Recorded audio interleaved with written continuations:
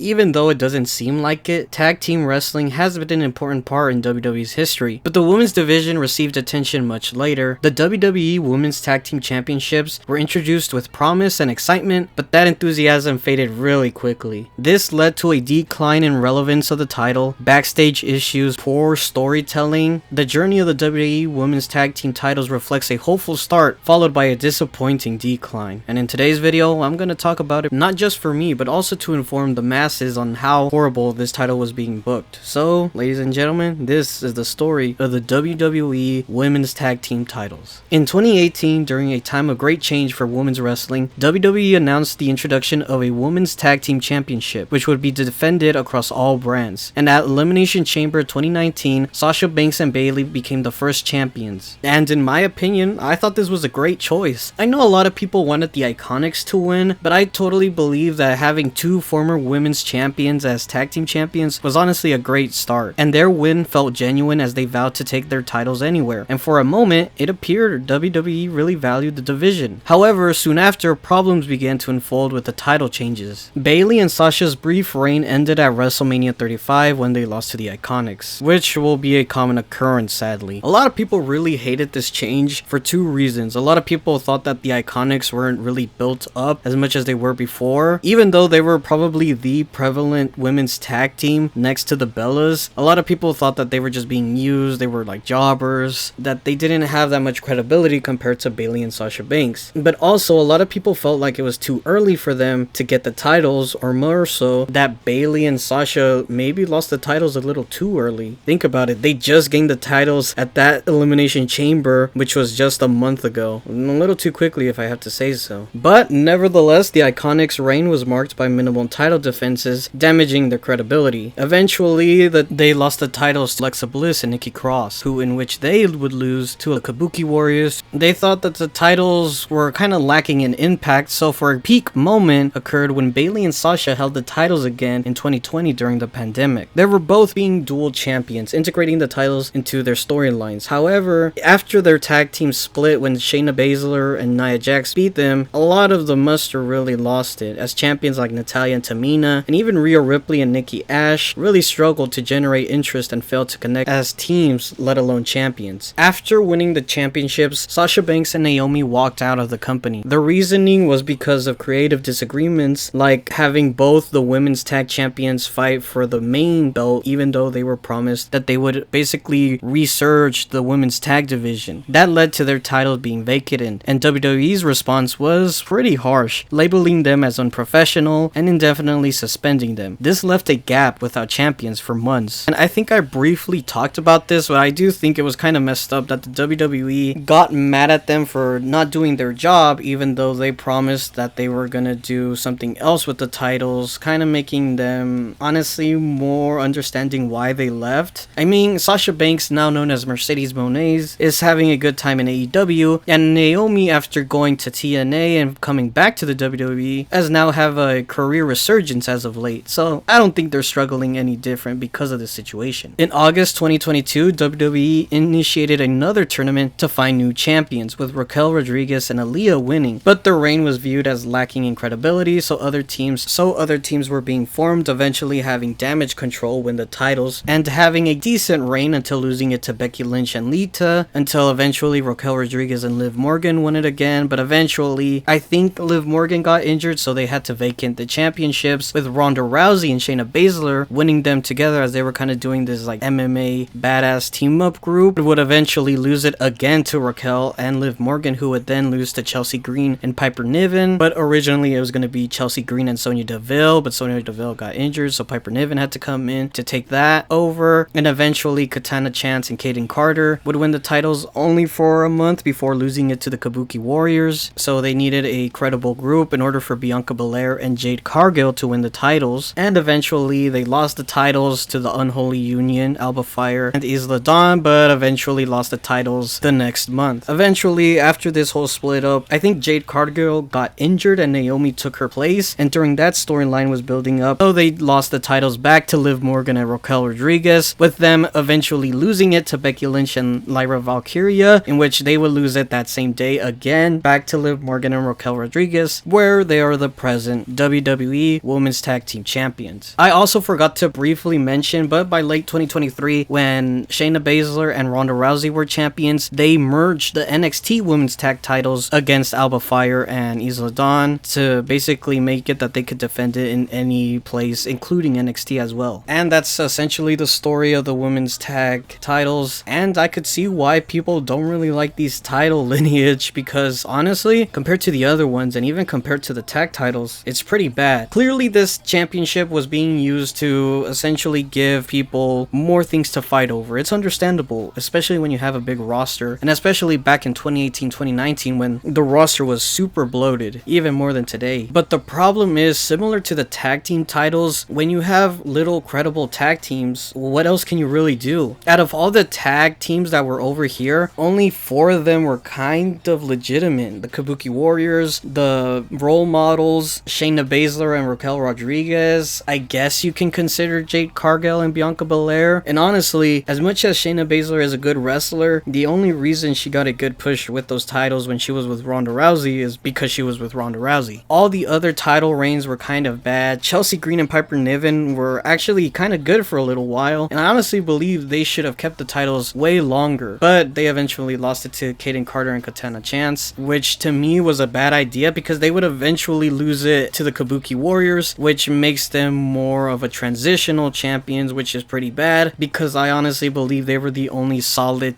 women's tag team at that time. Or at least wasn't just 2 random single women, paired up together like the most dominant ones, Raquel Rodriguez and Liv Morgan. I honestly believe, I don't think there's any way to save these titles. I believe these titles are good, just filler titles, things for women to battle for, but I kind of believe their usefulness kind of ran out. Ever since the introduction of the Women's Intercontinental and United States Championship, why even make a women's tag division? A lot of the time, women's wrestling in WWE is only to, given to the main card, people like Rhea Ripley, Becky Lynch, and all that stuff, and the people that they are feuding against. Now that they have a secondary title, what chance does the tag titles have to even make an appearance? I honestly believe they only have the titles for Liv Morgan is because she is one of the hottest women in WWE. Looking through the roster, there's literally no credible tag teams for Raquel and Liv Morgan to face. All of them are heels, maybe Io Sky and Kairi Sane,